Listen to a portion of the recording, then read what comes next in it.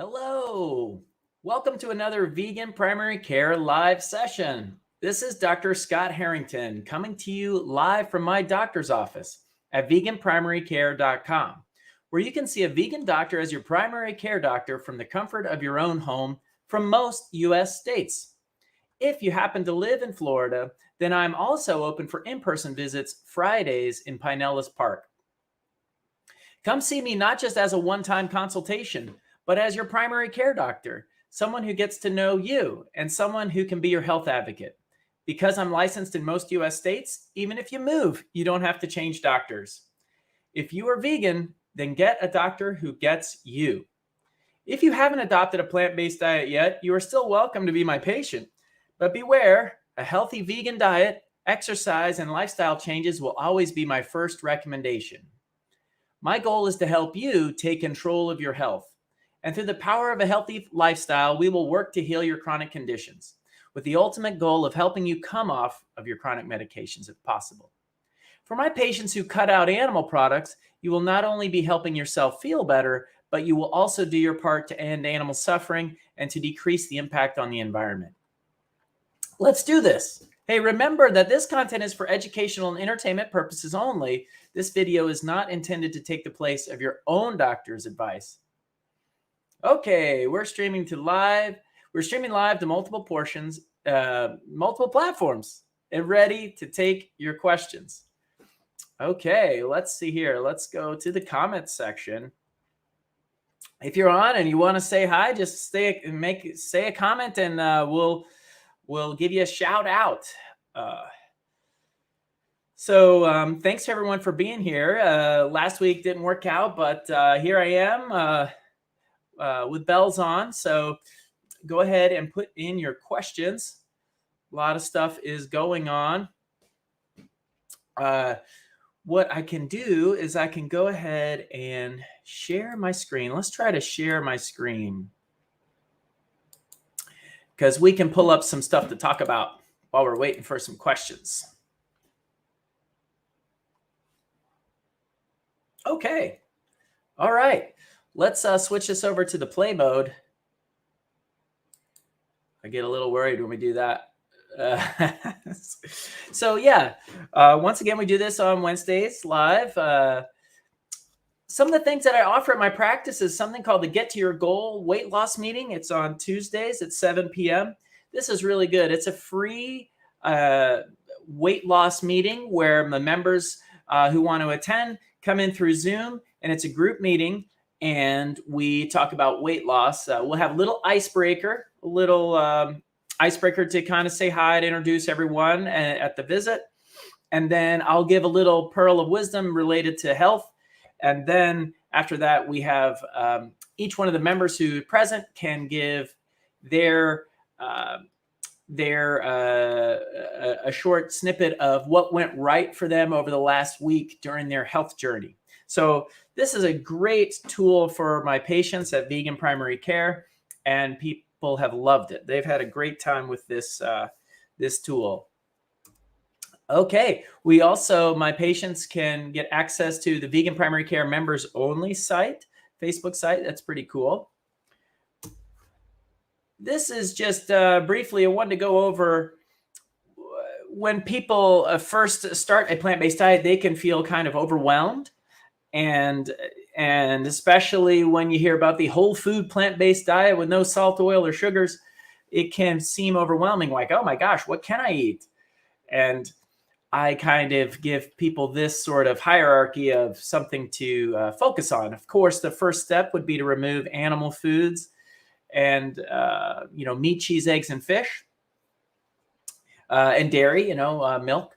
And then the next step would be for your health is to work on processed foods. Obviously, things like pastries and very, sweets and foods that are highly processed and chips and stuff like that are going to be way less health promoting. They're going to be damaging for you. The next thing is, once you get rid of that processed foods, you've already reduced a lot of oils. But if you're not losing weight at this point, you really want to focus on added oils. Are you adding olive oil to your cooking? Are you do you realize, are you going out to eat? And when you go out to eat, they tend to put a lot of oil on foods. So this is something that I have people really focus on and switch to, stir fry without oil. It's just with a little broth, or, letting the onions cook down while you're frying, stuff like that.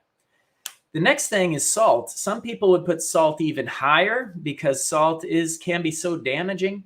But by this time, if you've gotten rid of animal foods and processed foods, and you're probably not consuming a ton of extra added salt. So it's just really, at this point, you're focusing on things like avoiding adding extra salt, maybe using a salt substitute, avoiding like salt in processed soups and different salt packets in like ramen noodles and stuff like that. Really focusing. And last but not least is sugars. Certainly added sugars are bad for you. We all know high fructose corn syrup is bad, this kind of thing. And if you're eliminating processed foods, you're not eating sugar as a food, like candy bars and donuts and things like that. They're obviously bad for you, cakes. But just to be careful with the added sugar. Some people will switch to like a maple syrup, or maybe a little bit of agave or something here and there to sweeten things a little bit. But by this point, if you've gotten through all the other things, this is sort of a minor point. So I'm going to hit escape, and I'm going to review any comments that have come in. Hello. So we've got Kathy Tar. She says, I love the weekly meeting. She loves our weekly meetings. Thanks, Kathy. We love having you there. We love the weekly meetings become this great time where the expertise and shared experience on the weight loss journey and the whole food plant-based journey gets to be shared amongst the group. And so we get to share the expertise and the recipes, the trials and tribulations. It's really, really good. Okay. Fernanda Thompson, she says, can you talk about lipoprotein A and how to lower it? So, yes, Fernanda, lipoprotein A, we know, is a inflammatory aspect of the blood work that is elevated. But honestly, I don't focus so much on lipoprotein A. I focus on LDL. Other doctors will say, this is very important to focus on because you can lower your lipoprotein A by going on a plant-based diet. And I basically try to focus on LDL as the main focus or goal. We know that LDL is independent risk factor for atherosclerosis. And so I consider it more of a focus of the treatment. There's not specific meds directly linked to reduction of the lipoprotein A like there are for LDL, and LDL reduction has proven benefits for mortality and stuff like that. So that's why I focus on the LDL and not so much the lipoprotein A. Okay, so let's switch over to this mode. Okay.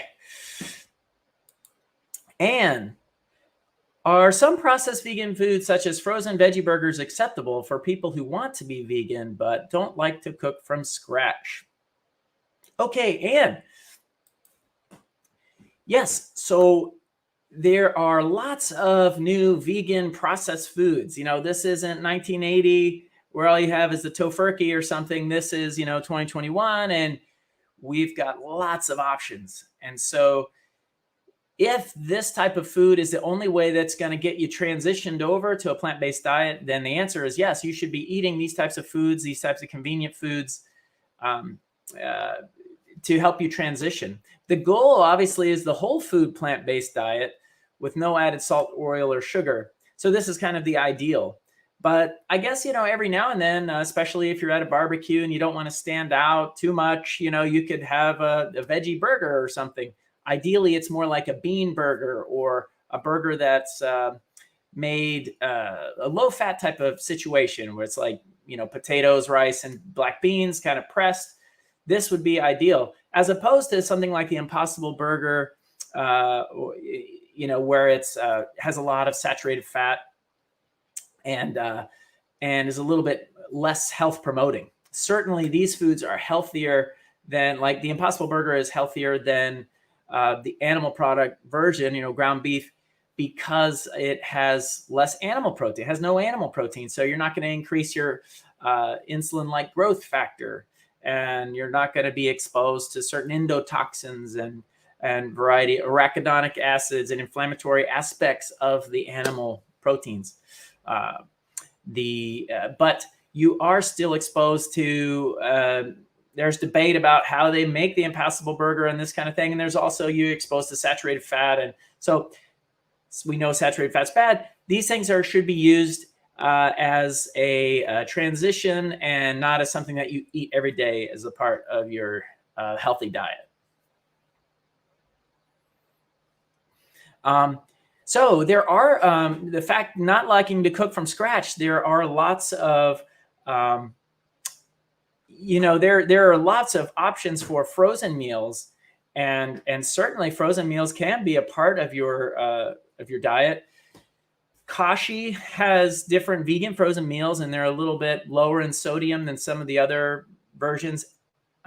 Amy's frozen meals tend to be a little higher in sodium than the Kashi's, but they have lots of vegan options. I had a Amy's frozen samosa with arugula salad today for lunch just about 10 minutes ago. So yeah, I eat frozen foods for convenience, but ideally the goal is whole foods for the most part.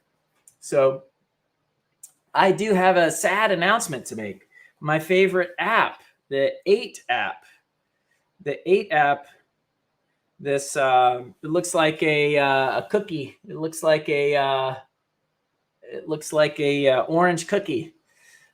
This was a great tool I used for self-monitoring with my patients, where people could take pictures of what they ate, and it was free. It was free to use. And now, unfortunately, they charge you a subscription fee now, but the other people who've had it, they're grandfathered in where they don't have to pay. So like, for instance, I had Amy's Indian wrap, and then I had arugula, sweet potatoes, and then a mix of roasted vegetables. And for breakfast, I had oatmeal with flax and blueberries. So, man, last night we had something kind of cool. I had some Concord grapes for dessert, and we had zucchini sort of pancakes, which my wife made amazing zucchini pancakes. I think it uses like a cornstarch as a binder. Ideally cornstarch is like a little less health promoting, obviously, than corn, because it's really, but if we use a little bit for the binder. So, okay, let us switch over back to the, we'll switch back over here. All right. Now, my folks at the weekly Tuesday meeting did see this, so I'm sorry about this if you've seen this before. But these are 4 of the top behavioral techniques for weight loss. So, number one most effective behavioral strategy for weight loss, and this is outside of keto or animal products or anything, this is just all comers, is self-monitoring. So self-monitoring could come in the form of those apps that where you're logging your food. Self-monitoring could come in the fact of like tracking your steps, pedometers and that sort of thing, the Apple Watch or the Fitbit. These kind of things where you're quantifying your life helps for you to, because you see a number that you can adjust the number. So self-monitoring, whether it's through weight or steps or food logs, these kind of things, whenever you can monitor something, you can adjust the outcome. So that is the best, most effective behavioral tool for weight loss. The next thing is social support. Social support comes in many forms. So social support among your family, also social support in scenarios like support groups, like we do the once a week get to your goal weight loss meeting, where the members can share their different wins and what's worked for them and issues that they've had problems with, and to request help from the group to see what expertise they can provide. So yes, social support. Social support can also sort of work the opposite way. The saboteurs, who is sabotaging my efforts, and labeling saboteurs. So if you have someone in your family who's constantly giving you hell about being a vegan, or, about weight loss, or don't worry about weight loss, you can label that. Hey, look, you're really causing me, you're making it harder for me. Please support me. If you love me, support me in my mission to lose weight. So this is called labeling saboteurs, and that's part of social support. Problem solving is the idea of realizing where you're having trip ups, what might be triggering you to eat, or realizing that if you go to a party, you're not going to have any options there to eat. So eating ahead of time, or meal planning, meal preparation. This is finding out every opportunity where you've actually had problems and using it as a learning opportunity or like an experiment, to see how you can solve the problem, how you can navigate the minefield, how you can, and so this kind of thing is important. So with problem solving is what like therapists might have you do and report back to them and kind of go over it.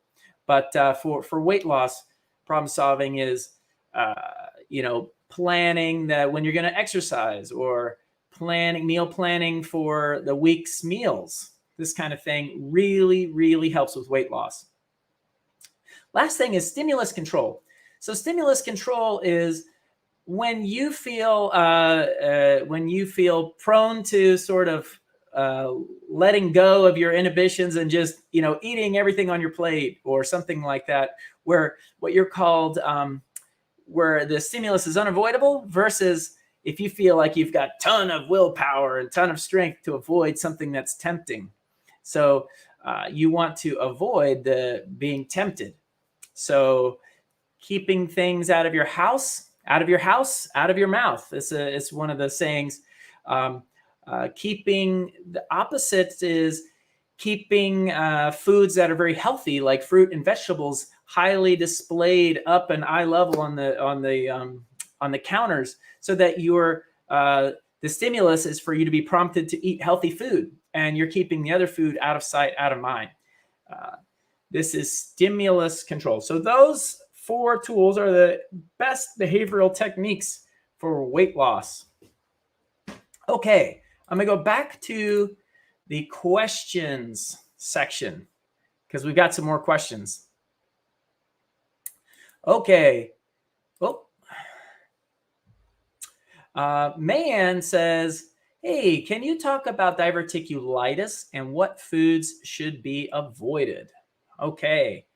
Mayanne, I'm glad you brought this up, because I feel like I need to create a series called Opposite Day. Opposite Day. Because what is sort of common knowledge about diverticulitis? Common knowledge that what doctors have been telling their patients for years and years, anecdotally, they'll tell people the reason why you have this diverticulitis is you have pouches, diverticulosis in the colon. That's all true. And that food can get in the pouch, and the colon's job is to take water to dehydrate the stool. And food that kind of gets stuck in that pouch can get dehydrated and turn almost into like a little stone that irritates the wall of the pouch. And then the pouch gets irritated and inflamed, and sometimes you can sort of even break through the wall, which would be very scary. But so these pouches getting inflamed is a concern. So what the doctors will say is that you should eat a low residue diet, low in fiber, and patients are peeling their strawberries from the little seeds and avoiding blueberries and these kind of things.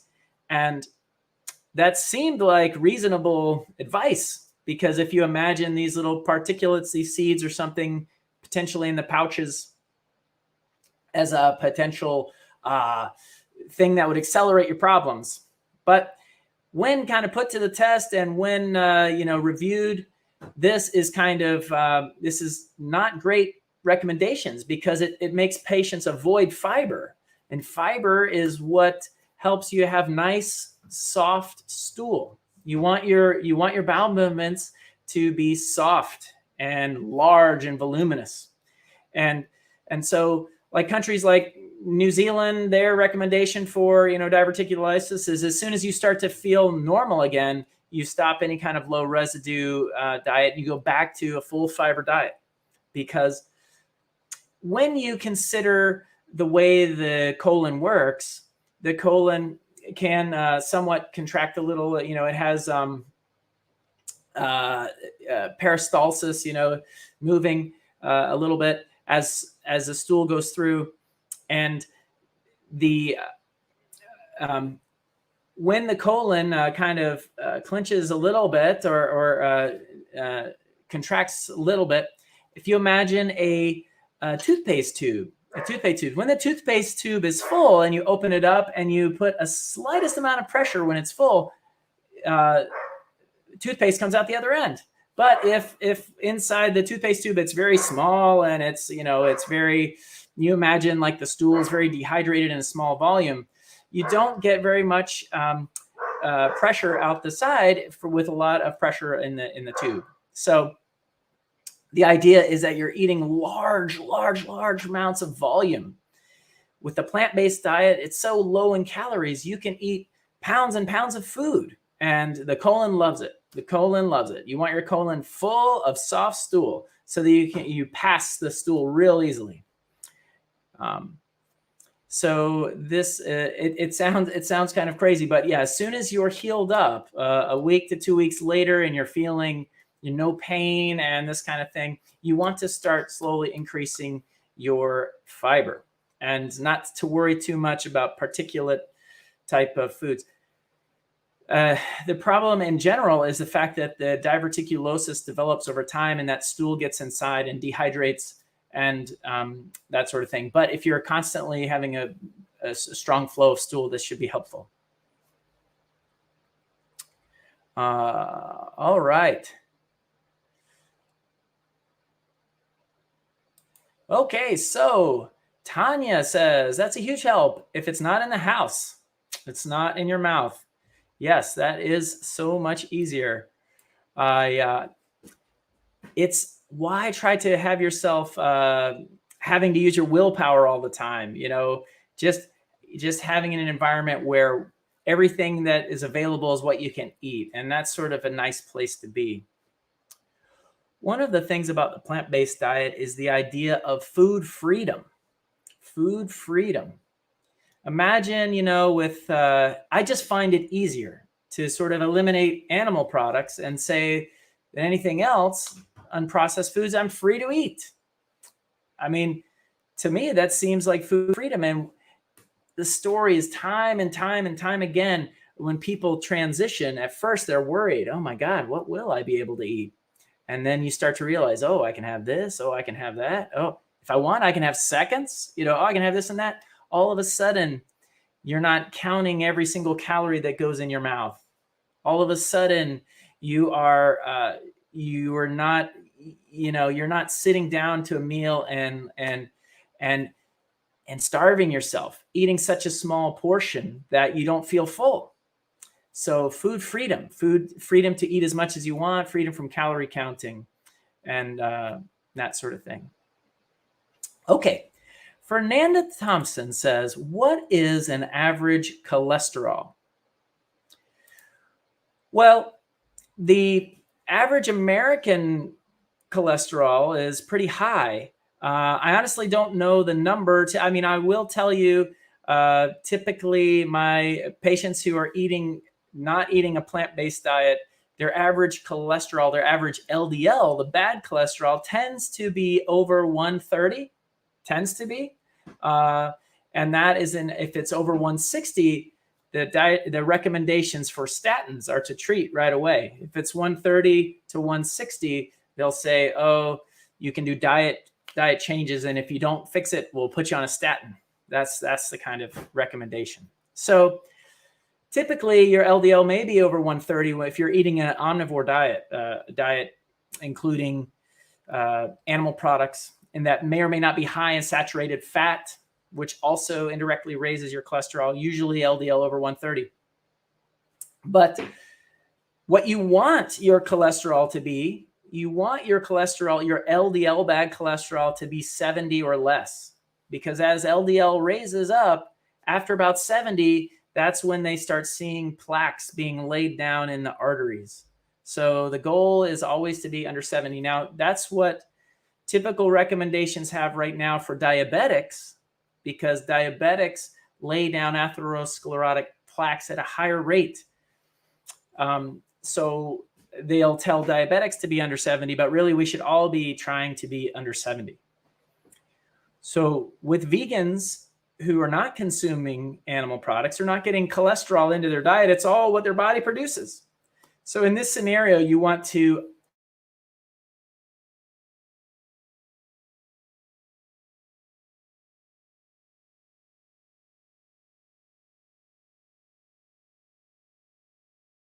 aid your body. I'm having problems with my Wi-Fi, it looks like. But yeah, so decreasing saturated fat and increasing fibers in your diet, soluble and insoluble fibers, will help to scrub cholesterol from your system.